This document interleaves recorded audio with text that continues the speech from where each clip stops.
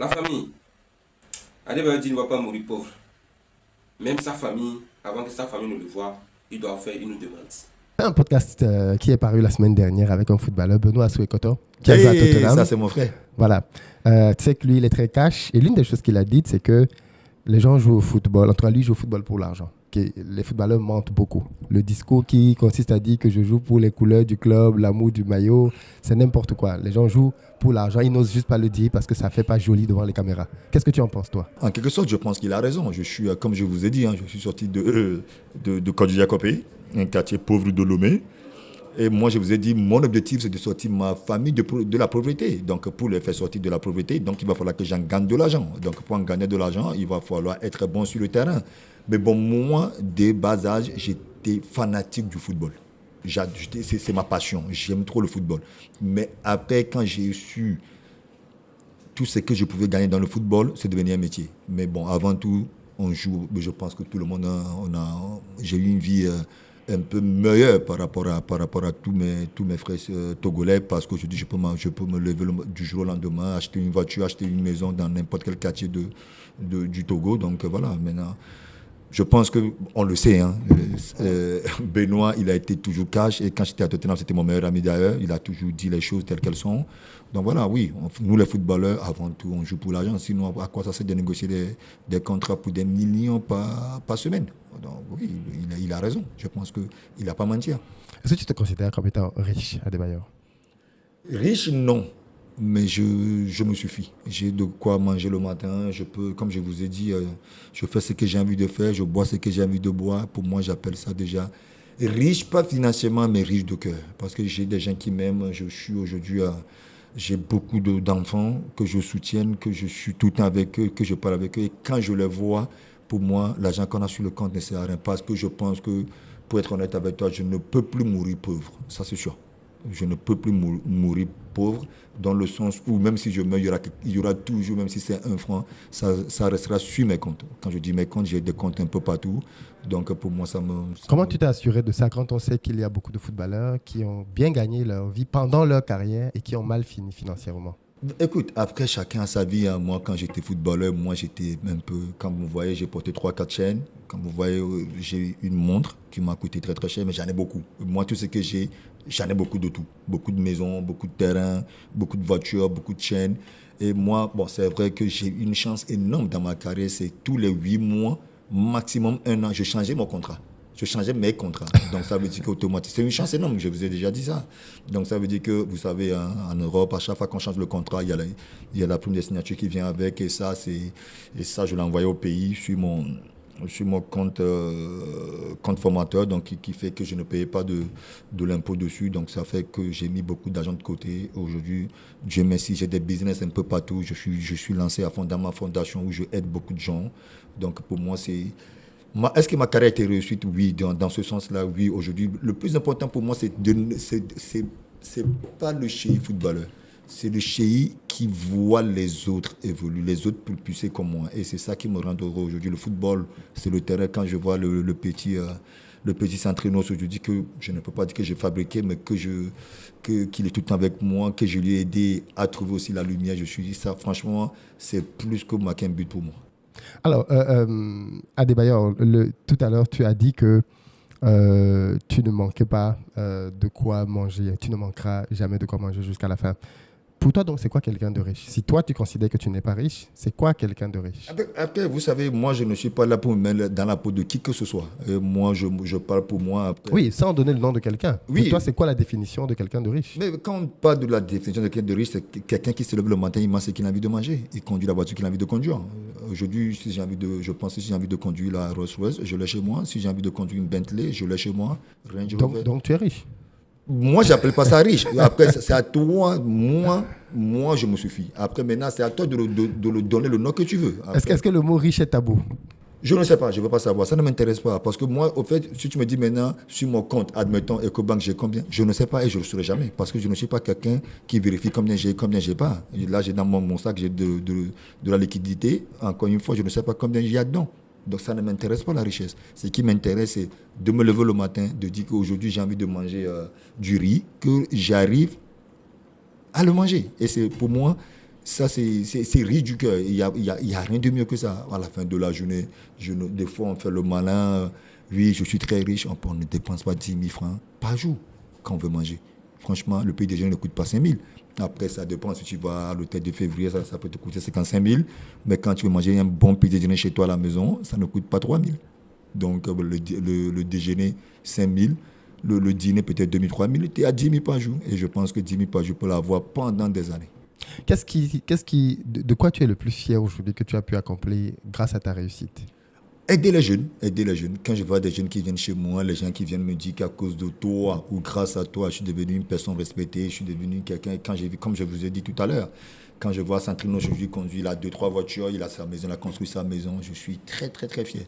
Notamment un joueur que j'ai eu à jouer avec, Alexandre Song, quand je le conseillais à Arsenal, quand on partageait les mêmes vestiaires, je lui disais arrêtez de faire ça, arrête de faire ça, construire des maisons, acheter des terrains. Aujourd'hui, à chaque fois, il m'envoie des photos. Tu as vu mon immeuble, tu as vu ça, et il n'y a rien de plus beau que ça. Aider les gens. C'est drôle parce que Alexandre Son, dont tu as parlé, ça c'est un point aussi qui va t'intéresser. Il a dit que quand il est arrivé à Arsenal, il est tombé dans le piège de vouloir. Il achetait à l'époque la même voiture que Thierry Henry. Je crois que c'était une Lincoln Navigator, quelque chose comme ça. Il s'est rendu compte par la suite que c'était une voiture au-dessus de ses moyens.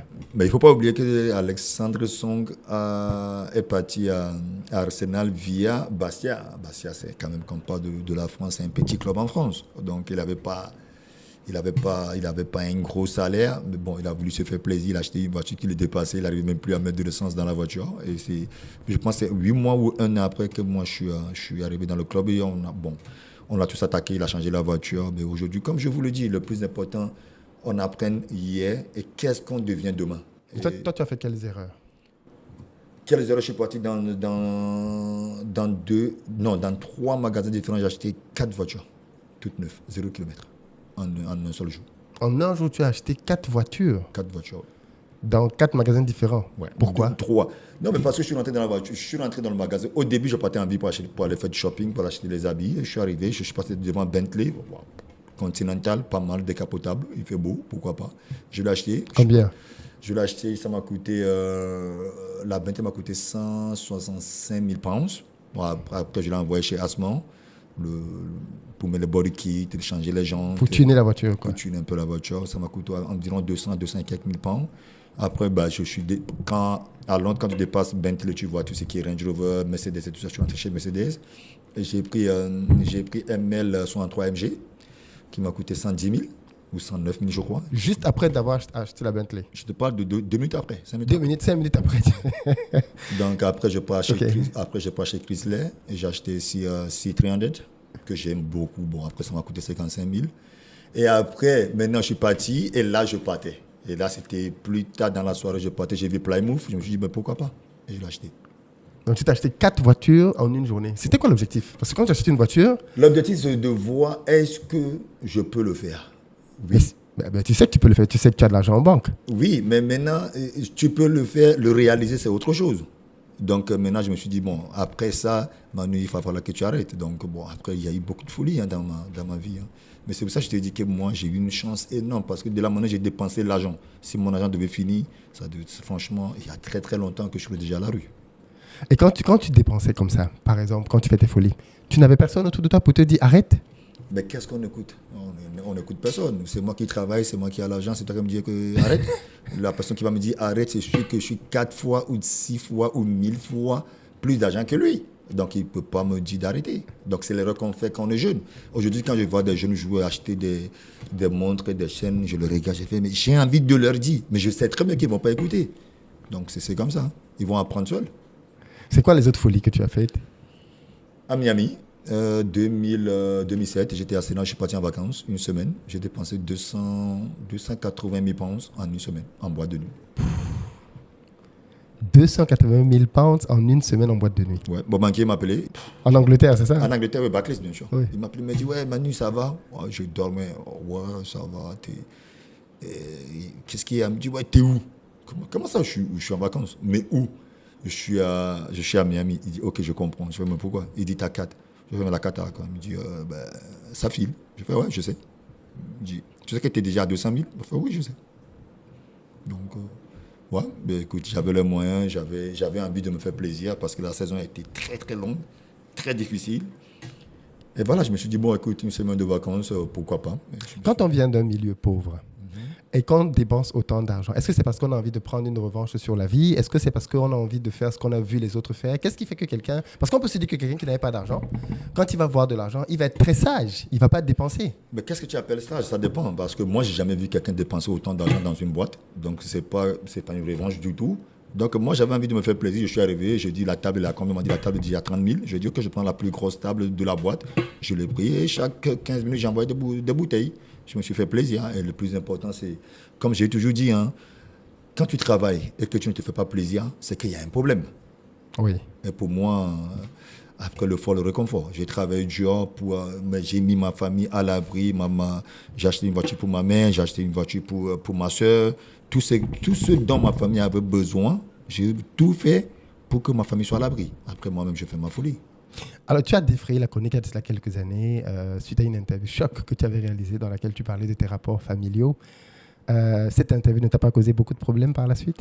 Au contraire, ça m'a arrangé, ça m'a soulagé, ça m'a permis de voir la vie autrement, ça m'a permis aussi de grandir, hein, de devenir un homme vraiment, parce que depuis le jour-là, ma famille et moi, on s'est compris que voilà, maintenant, pour avoir assez à moi, il va falloir que ça soit sur un rendez-vous, même si tu es mon frère, quoi, parce qu'aujourd'hui, je n'appartiens plus à la famille Adeba, je appartiens à toute l'Afrique. Je travaille maintenant pour l'Afrique. Donc, ce n'est pas une question que... Ce n'est pas un frère qui va venir me réveiller le matin parce qu'il est mon frère, non. Donc, ça m'a plutôt arrangé, ça, mais j'ai mis les pointures à l'heure, comme on dit, et depuis lors, tout dans ma famille maintenant, c'est stable, tout va très, très bien. Donc, du coup, je voulais te demander, est-ce qu'aujourd'hui, les relations avec tes parents, avec tes frères et sœurs...